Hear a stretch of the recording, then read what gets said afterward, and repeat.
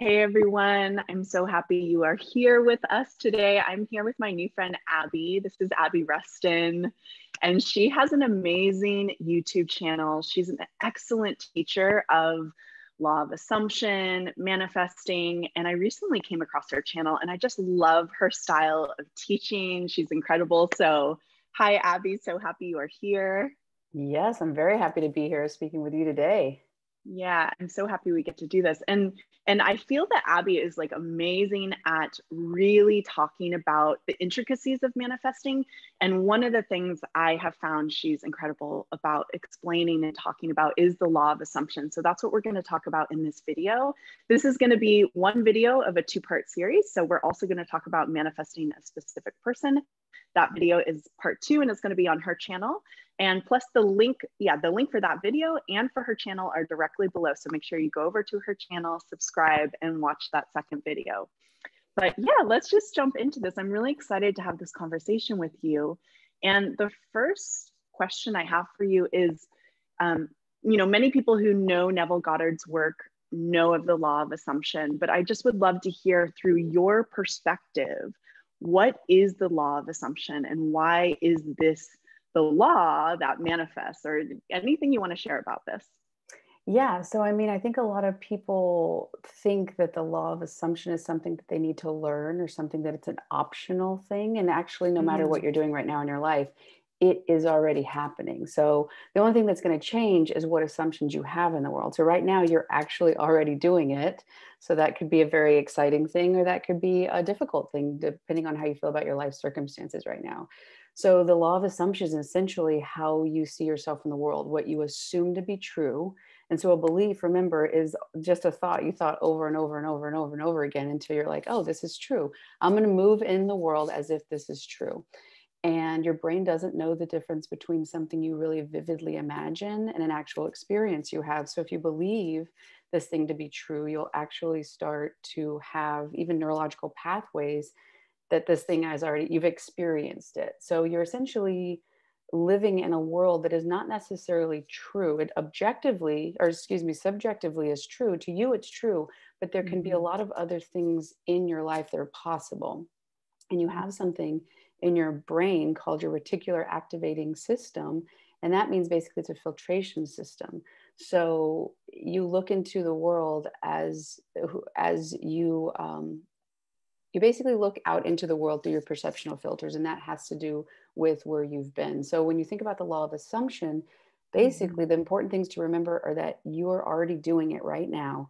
And really the only thing that changes to make this more powerful in your manifesting life and to change your external circumstances is just to start questioning, what is it that you really assume, specifically on a subconscious level? Things you might not be aware that you think about yourself, aware that you see the world to be and how people are supposed to treat you. So yeah, in a nutshell. So law of assumption is essentially like, it's what's happening. We have ingrained assumptions, or we can even call them beliefs, which are things that we believe are true. That's happening within all of our systems. We all have a set of assumptions about ourselves and about life. And that is then being projected out or manifested into creating the reality that matches the assumptions we have. Yeah, exactly. Because the one thing I think it's important to remember is what you manifest, another word for manifestation is revealing. So what you're manifesting, what you're seeing in your external reality is just revealing how you believe about yourself. So what you're thinking and what you're feeling is essentially tuning in to that experience in the quantum field. And that's what you're essentially seeing reflected back to you. So the origin is you, what you're thinking and what you're feeling. And what you're feeling has a lot to do with the assumptions, the beliefs that you have. And so seeing how that all goes back into you, I think is the most powerful part of this. Yeah, and I really see it that way too, that it's the thoughts and the feelings, that it's like a holistic, what your system is experiencing as true, what it's experiencing in terms of yourself, who you believe you are, which is essentially what you predominantly think and feel about yourself, your life, about what's in your world. But yeah, there's it can be hard to describe, right? Because I call it the inner world, and it's like there's a lot going on in there, but there's a sense, there's a felt experience of who you are, and in particular with particular subjects. And that, to me, when I look at how I'm manifesting, it's like that combination of the predominant thoughts and feelings. I do motions like this to kind of say like the whole thing. It's not just up here, it's not just down here, it's the whole body is having an experience of oneself in relationship, an experience of oneself with money, an experience of oneself with friendships, all of these different categories. And then that is being, what did you say? It's being revealed. Is that what you said manifesting means? Yeah, it's being revealed in front of us. Yeah. And I think that one way to see your life circumstances is less about something you're confined to and like, oh no, this is, the cards I was dealt, and more like, okay, well, what would somebody need to believe about themselves in order to see this, and use it as a data point, basically. In fact, that emotional connection, that it is a reflection of your value. It is just giving you information. Okay. Right. And so using it that way, instead of like really, and I say this because this is what I've done in the past, seeing my external circumstances and using it as like, oh, look, see, I'm not that valuable. Oh, look, I'm not lovable. Oh, look. And, you can go on and on and on, rather than, oh, okay, well, what would I need to believe about myself in order to see this reflected, in order for someone to treat me that way? Okay, if I'm the origin, if people keep leaving, if I have this abandonment thing, well, maybe I'm leaving me first. Maybe I'm abandoning me. So I am the original call, and I send that out just like a ripple.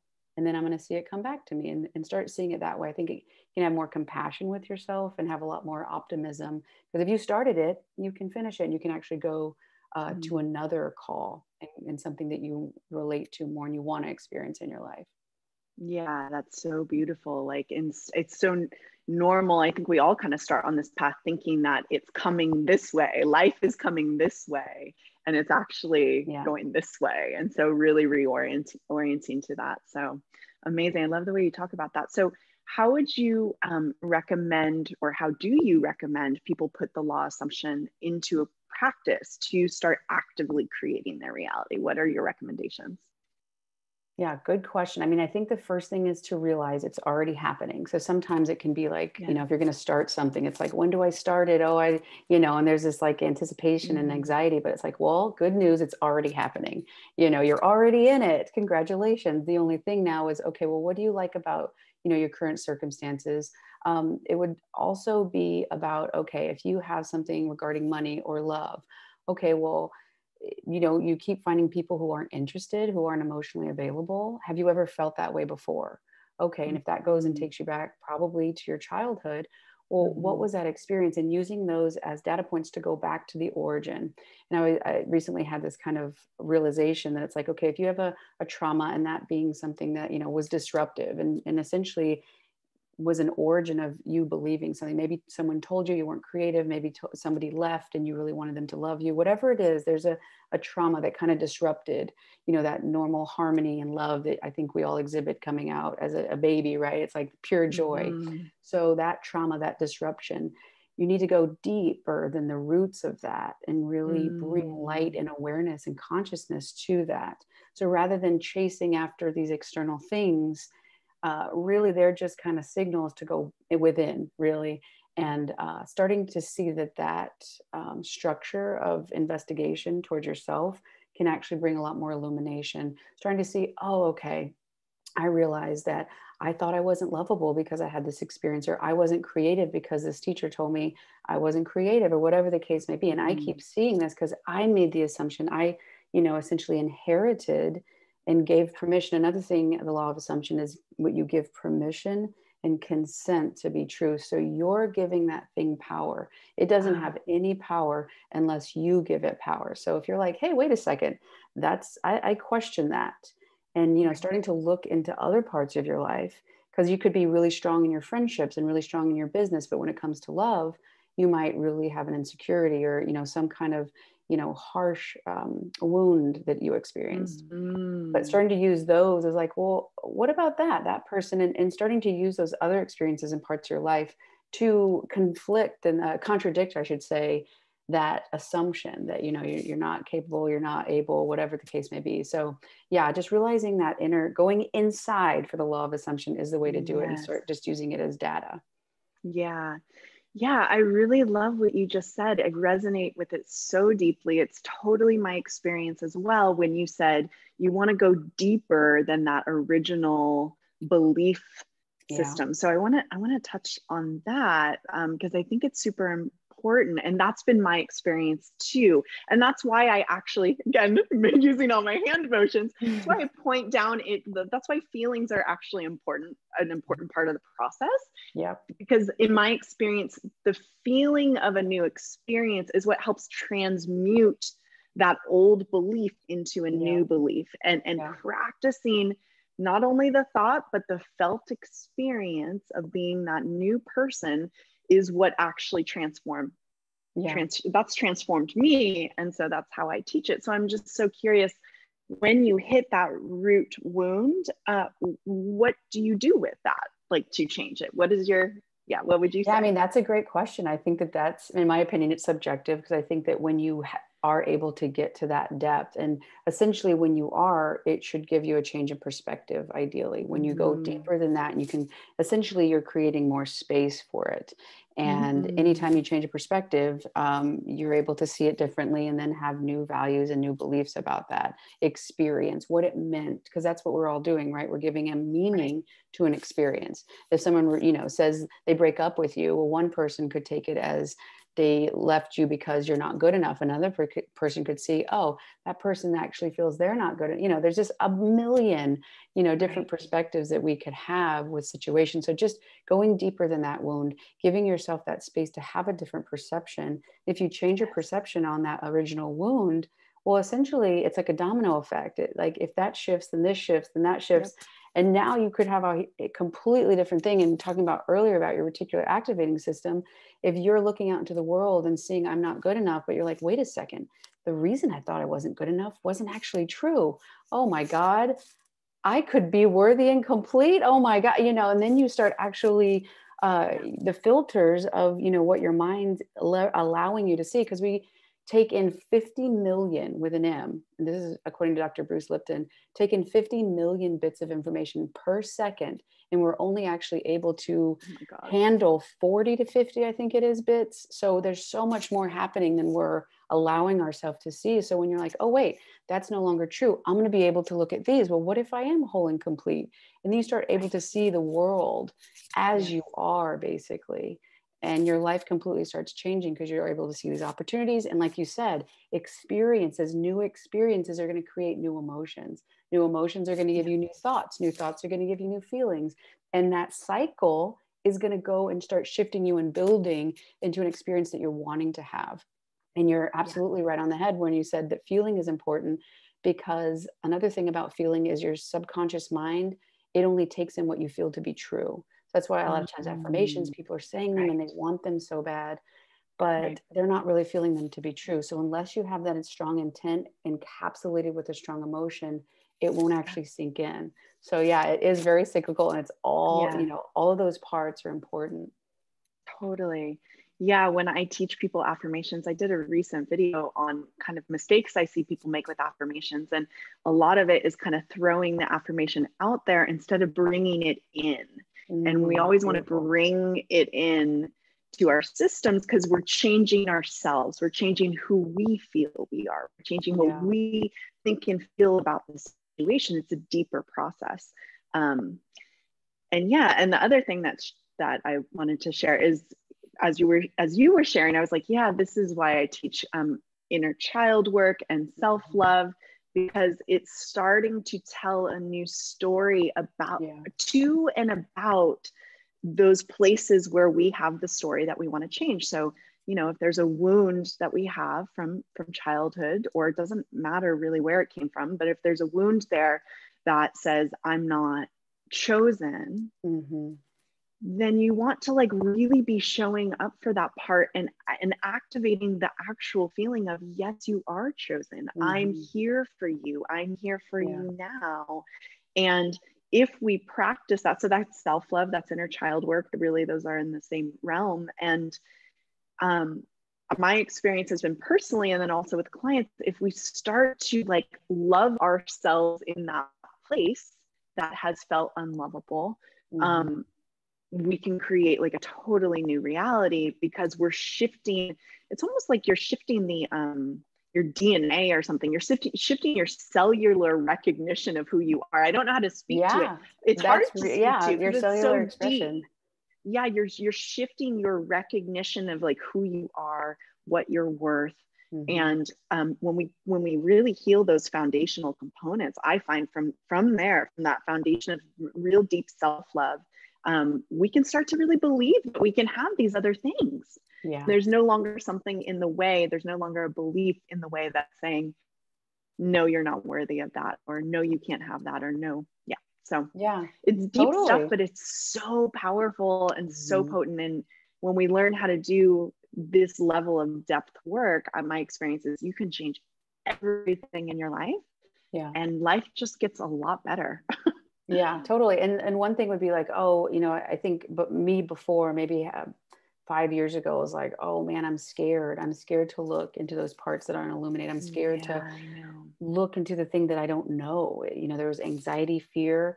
And, you know, as I was like, okay, well, at a certain point, it's like, well, it's scarier to continue my life this way, and this unhappiness and this dissatisfaction and not being able to connect. So I would rather vote for the road unknown, because there's the potential that you know, you have these intuitions and these feelings of like, I think there's more, and you know, that yearning as a human being and really as a soul ultimately.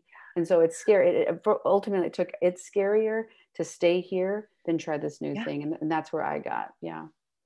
Yeah, I think that's where a lot of people find a turning point, and they're like, I'll do whatever it takes. Yeah. Because I don't want to keep living the way I'm living now. I know there's more. And that answer is always going to be within. Like you're going to find the more within. You're going to find the answer within. You're going to find the key within. Yeah. Yeah. So and it's always better, even in the muck and even in the difficult processing of emotions of things that come up. It is better than that known struggle of pretending really and going through motions and being this person that you feel others are wanting you to, you know, you get lost in all of these things that aren't really you. And so I find that even in that difficult work, even in the hardest part, even if there are emotions, it's like, I am real in this and this is true.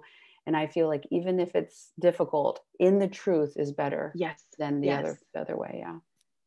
Yeah. And I'm curious what you would say about this for you personally. Like for me, what we're speaking to, this is like, it can sound like a lot to some people, but the truth is, even a simple self-love practice where you are using I am statements, I am loved, I am chosen, I am wanted, and you're really practicing feeling that, like really practicing, again, the way I do affirmations, like bringing it in, actually feeling it, starting to like get comfortable in that space, that's enough to like really change a lot. So I guess what I'm saying, and I'm curious about, I feel self-love, you know, all of this can sound like intimidating, but the truth is just simple self-love, even just I am statements, starting there can go a long way.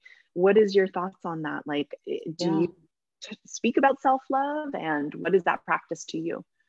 Yeah, I mean, I think, you know, having conversations like this and making videos and getting in that conversation with other people has helped me. That's how I relationally see and like, oh, how are other people moving? What does that look like for me?